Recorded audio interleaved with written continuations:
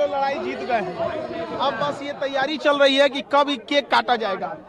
सरकार भी अब ये बात मान चुकी है कि अब री एग्जाम कराना इनकी मजबूरी हो गई है और सबके कलेक्टिव प्रयास से हम लोग अपनी मंजिल तक पहुंच गए हैं। अब चाहे मजिस्ट्रेट हो, प्रशासन हो, सचिव हो, बीपीएससी हो, सब यही मान चुके हैं कि अब हम लोग का री एग्जाम होके रहेगा।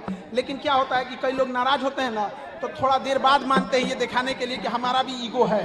तो ठीक है, सरकार भी अब ये मान चुकी है, प्रशासन, मजिस्ट्रेट, बीपीएससी, सचिवालय सब ये मान चुका है कि अब री एग्जाम कराना होगा। इसके अलावे सारे सबूत हम लोग के पक्ष में आ चुके हैं। खगड़िया, भागलपुर में क्वेश्चन पेपर पे टिक मार के आदान प्रदान किया गया।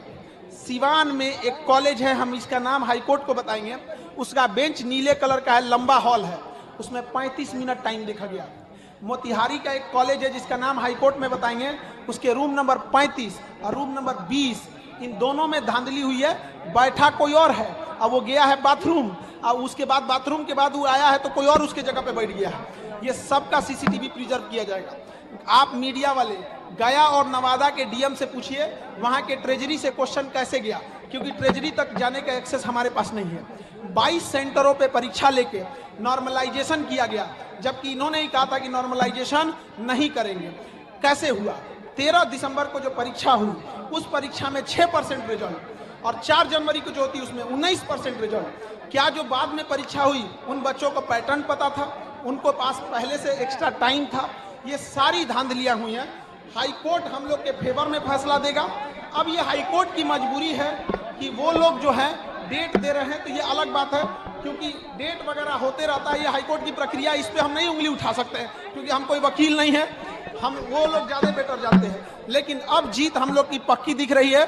अब जो लोग कहते थे कि बच्चे कहाँ बचे हुए हैं, 2-4 को तो बच्चे हैं, आज से 1 हफ्ता पहले ये बोला जाता था कि 2-4 बच्चे बैठे हैं।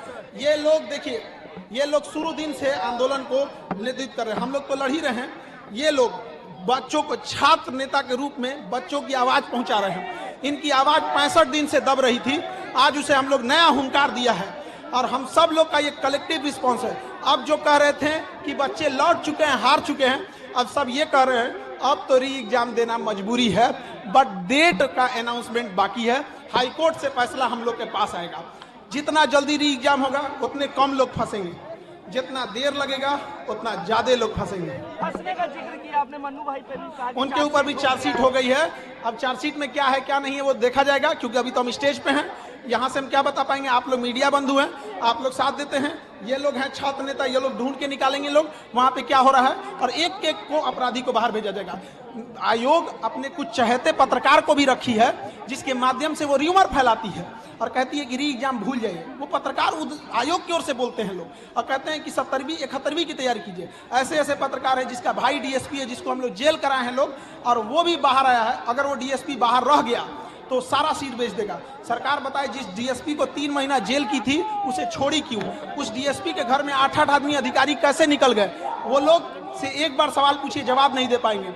और ऐसे लोग आयोग के पक्ष में बैटिंग करती हैं। और ये लोग को देखिए, इनको पैर से पूरी तरह स्वस्थ न होने के बावजूद ये लोग आंदोलन को डे 1 से लीड किए। और ऐसे लोग, ऐसे छात्र नेता, ऐसे अथक प्रयास करने वाले छात्र जो लाठी खाए, हमारे विद्यार्थी, लड़कियों पे जो लाठी चलाया गया, निर्मम तरीके से उनके ऊपर वाटर कैनन चलाया गया, एफआईआर किया गया, केस किया गया, इन सब लोगों का एक ये सारा अपराध हुआ केवल किस चीज के लिए? री एग्जाम को छुपाने के लिए। लेकिन हम लोग री एग्जाम लेके रहेंगे।